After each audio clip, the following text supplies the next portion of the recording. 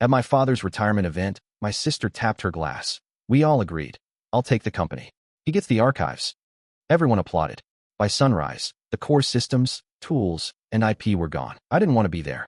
I sat in my car outside the Lincoln Hotel ballroom for almost 10 minutes, staring at the gaudy gold letters on the marquee, celebrating Richard Hayes, a legacy retirement summit. My dad's name, his big farewell to the company he built, now being handed over to my sister, Simone. I could already picture her, holding court like the queen she's always believed she is. My name is Callum Hayes.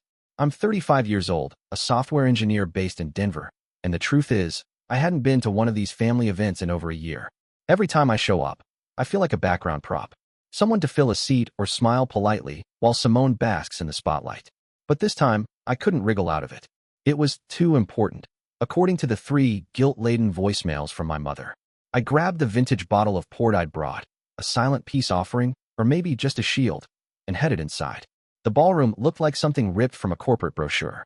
Velvet drapes, huge banners with Dad's face on them, alongside buzzwords like legacy, excellence, and family vision. A jazz trio played near the stage, but no one really listened.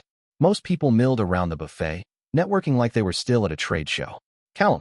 Simone's voice sliced through the hum of conversation. She glided over in a silver dress that probably cost more than my car. You made it. Her smile was broad, but her eyes swept over me like she was evaluating if I looked presentable enough for the crowd. Hey, Simone, I said, forcing a smile. Wouldn't miss Dad's big send-off. You've been so busy with your little consulting thing, she said, the words dripping with condescension. She always called my private software firm a thing, as if the custom infrastructure I'd built for Dad's company wasn't the reason it was even competitive in the first place. I set the port down on the gift table, already regretting showing up. I was here for Dad, but I knew how this night would go. Simone playing MC, Mom nodding approvingly, Dad smiling like everything was perfect. Me? I'd blend into the background until someone needed me to fix the Wi-Fi or remind them how to log into the cloud servers. After dinner, Simone took the stage with a microphone in hand. She looked perfectly at ease, like she'd been rehearsing for this all her life. Thank you all for coming to celebrate our father, Richard Hayes, she began, her voice smooth and commanding. Tonight isn't just about his retirement, but the future of Hayes Technologies. We've had long discussions as a family, and we're ready to announce how we're moving forward. I frowned. There hadn't been any family discussion I was aware of. Simone continued, as of next quarter, I'll be taking over as CEO.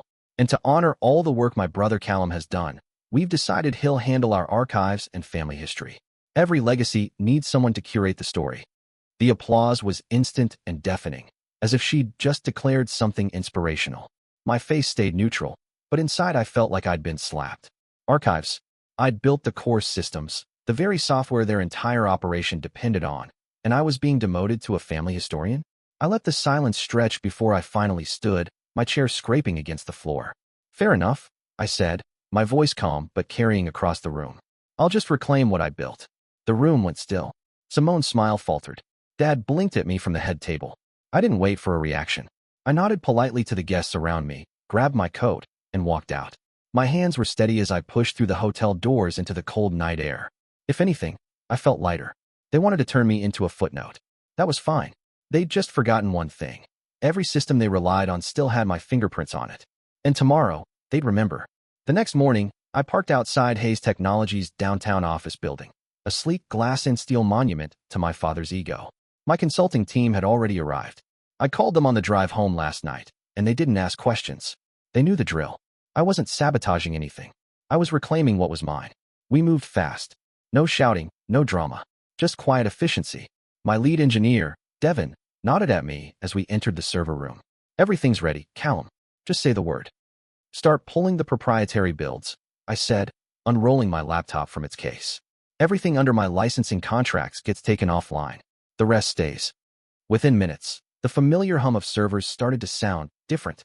Lines of code blinked across the screens as we began removing software modules, disabling tools, and disconnecting third-party integrations. These weren't random deletions. Every single system we touched belonged to my company, not Hayes Technologies. By the time we reached the 4th floor, the network was already fragmenting. Simone's carefully curated team of executives was going to wake up to a nightmare of error messages, and not one of them could accuse me of theft. This was a clean reclamation. No stolen hardware, no confidential client data taken, Nothing outside the bounds of the licensing agreements I had written myself. Firewalls up, Devin called out. They can't access any of your platforms anymore. Good, I said, scanning the progress logs. Leave the backups where they are. If they want them back, they can buy them at market price. In my father's office, the silence was almost eerie. His desk was exactly as I remembered, tidy, precise, with framed photos of Simone on every surface. None of me. Not one. I set a white envelope dead center on the mahogany desk, where he couldn't possibly miss it. Inside was a formal, itemized invoice detailing every proprietary system I had just removed, complete with a note written in my own clipped handwriting. Assets reclaimed. I lingered for a moment, looking around at the office where I'd spent countless nights building the infrastructure that had made this company a name worth remembering. My father had once told me, "Keep your head down, Callum. Build quietly, and let others shine." I'd done that for over a decade, and look where it got me. By noon, every branded software tool with my signature had vanished from their servers. The company still had its hardware, its files, its logo, but all the tools that kept it running, the scheduling system, the analytics dashboard, the custom automation software, were gone. It was like stripping the engine out of a car while leaving the frame intact. Before leaving, I turned to Devin.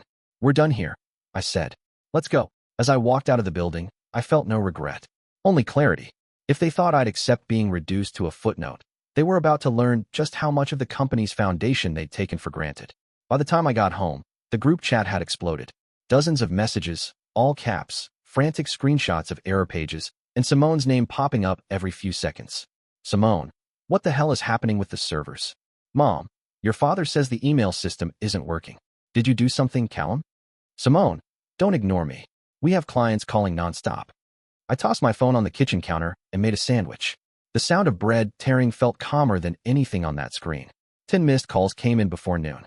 First Mom, then Dad, then Simone. I let them all go to voicemail. There was no reason to rush this conversation. I wanted them to sit in that confusion, to realize how much of the company's bloodline ran through me. By early afternoon, my father's tone had shifted. His first voicemail was stern but almost polite. The next two were laced with frustration. "Callum, this isn't how we handle things in this family. You've made your point. Call me back immediately." Then Simone called. I answered on the third ring. "Did you seriously nuke the company?" she yelled, her voice cracking like glass. "Sabotage is illegal," I said calmly. "I didn't sabotage anything. I just removed what I wasn't paid for." "You're insane," she snapped. "Do you have any idea how this looks? We have meetings with investors today. You've destroyed Dad's legacy." "His legacy?" I cut her off. "You mean the one I built the backbone for? The one you announced last night like it was some grand inheritance, and I was just supposed to smile and clap?" There was silence for a beat. Then Simone's voice softened, but not with sincerity, only strategy. "Callum, it wasn't meant as an insult. The archives thing, it was just symbolic." I laughed quietly. "Symbolic? No, Simone. It was accurate. You've always treated me like a piece of furniture, useful when silent. But applause and titles don't rewrite the truth. I earned every line of code that's missing right now, and I'm not giving it back for free." "You're going to regret this," she said, her voice shaking. "Maybe," I replied, my tone steady. "But not today." I ended the call before she could answer. That night, I sat on my balcony with a drink and scrolled through the frantic texts I hadn't replied to. Every beep of a new notification sounded like vindication. For once, my silence wasn't weakness. It was leverage. The next morning, I woke up to another barrage of notifications. 26 unread messages, 3 missed calls from my mother, and a desperate email from one of the senior managers at Hayes Technologies asking for emergency technical support. I turned the phone face down and let the silence fill the room. For the first time in months, I felt no obligation to answer. By noon, I was already driving into the foothills, winding my way up the road toward my mountain cabin. It wasn't much to look at from the outside, simple lines, wood and stone, but everything inside was mine. Every piece of tech, every line of automation, every quiet luxury had been hand-built over the last 2 years. This wasn't just a house. It was proof that I could create something valuable without anyone's approval. When I reached the driveway, I stepped out and just stood there for a moment, letting the cold air bite at my face. The cabin's solar panels glimmered under the pale winter sun. I unlocked the front door with a tap on my phone, the system responding instantly with a soft chime and the warmth of heated floors under my boots. It was strange, the way this place always felt alive, quietly humming with the tech I designed from scratch. In a way, it was the opposite of Hayes Technologies. No boardrooms, no approval processes, no one pretending I was just a supporting character. Just me, and something I'd built because I wanted to. That afternoon, I posted a single photo on my rarely used business profile. Nothing fancy, just the cabin lit up against the backdrop of snow, a subtle caption. Projects worth building. It didn't take long for the reactions to roll in. A string of messages from Simone. What are you trying to prove? Are you seriously doing this to make me look bad? Even Mom texted me, begging me to call and just be reasonable for the family's sake. I didn't reply to any of them. The silence, I realized, was louder than any argument I could make. They could see the photo. They could see that I'd created something they never even asked about, something far beyond their narrow idea of success. That night, I sat by the fireplace with a cup of coffee, watching the snow fall through the floor-to-ceiling windows. For once, I didn't feel like I had to prove anything to anyone. 3 days later, I called Simone and my father. My voice was calm, almost businesslike, as I told them we needed to meet. Just the three of us, at the Hayes Technologies boardroom. There was a long pause before Simone responded, her tone clipped. Fine, but you'd better not pull another stunt. I arrived first. The boardroom felt different now, colder, emptier. Most of the executives had been working remotely since the systems went down, scrambling to patch together whatever tools they could find. The big company logo on the wall, once a point of pride, looked more like a hollow shell. Dad walked in first. He looked smaller somehow, like someone who hadn't slept in days. Simone followed, wearing a dark blazer and that same expression she always wore when she thought she was in control. Except today, I saw the cracks, tightness around her eyes, the way she clutched her phone like a lifeline. Callum, Dad said, nodding stiffly. Let's get this over with. I sat down and opened my laptop, sliding a stack of documents across the table. Before we talk about moving forward, I want to be clear on what belongs to whom. I flipped open the top folder. Here are the licensing agreements for all proprietary software I built and maintained for this company. Here are the user rights. And here, I tapped another document, are the patents filed under my consulting firm's name. Simone snatched the papers and skimmed through them, her face tightening. You're saying none of this belongs to Hayes Technologies? I'm saying I never transferred ownership, I replied. You assumed that because I built it for you, it was yours. That assumption was wrong. Dad rubbed his forehead. Callum, this isn't how family handles things. Family. I gave a dry laugh. Last week, I was a glorified archivist. Now I'm family because the company can't function without me? Simone slammed the folder shut. Fine. What do you want? A buyout? A new title? Name your price. I leaned back, letting the silence stretch. Then I reached into my bag and pulled out another document, a signed transfer of shares. Before we discuss anything else, you should know about Gavin. Dad frowned. Gavin? Gavin Cho, I said. My business partner and a silent investor in Hayes Technologies for the last 5 years. You know how you sold him a minority stake when cash flow got tight? Well, Gavin just sold those shares to me. Simone's jaw dropped. You're lying. I slid the signed paperwork across the table. No, I'm the controlling shareholder now. You're looking at the legal owner of this company's infrastructure and a significant chunk of its stock. Dad's face went pale as he scanned the documents. Simone, for once, was speechless. This is impossible, Simone finally whispered. You can't just walk in and... I didn't just walk in, I said evenly. I built everything you're standing on, piece by piece. And now, whether you like it or not, the firm you tried to claim without me answers to me. The room fell silent. It was the kind of silence that settles in when the balance of power shifts, and everyone knows it. Simone sat frozen, the papers still clutched in her hand. You can't be serious, she finally said. You're doing all this for revenge? I leaned forward, elbows on the table. No, I'm doing this for clarity. You tried to write me out of the story I helped build. I'm just taking my rightful place in it. Dad let out a weary sigh. Callum, this doesn't have to turn into a war. Just tell us what you want. We can work something out. That's exactly what I'm here to do, I said, pulling out another folder. I slid it toward them. Option 1. You buy me out at a fair market valuation. I'll walk away, no hard feelings. Simone flipped open the folder, her eyes widening at the figures listed. This is outrageous, she snapped. You think the company is worth this much after what you've done? No, I said, my voice cool and steady. It's worth more. I gave you a discount because we're family. Option 2. I paused, letting the silence hang for a moment. You deal with the new direction I've already set in motion. Dad's eyes narrowed. What do you mean, new direction? I opened my laptop and turned the screen toward them. A neatly formatted letter of intent glowed on the display. A global software accelerator is prepared to acquire Hayes Technologies, lock, stock, and barrel. They want the infrastructure I built, and they're offering top dollar. I already have a preliminary agreement. Simone's face went red. You're threatening to sell our company? Our company? I repeated. You mean the one you stood on stage and handed to yourself while giving me the archives? My voice hardened. No, Simone. I'm not threatening to sell anything. I'm just giving you the courtesy of going first. You can't do this, she hissed. You're betraying Dad. You're betraying everything he built. I shook my head. Betrayal is claiming someone else's work while pretending it's a family gift. Betrayal is reducing me to a footnote after years of carrying this place on my back.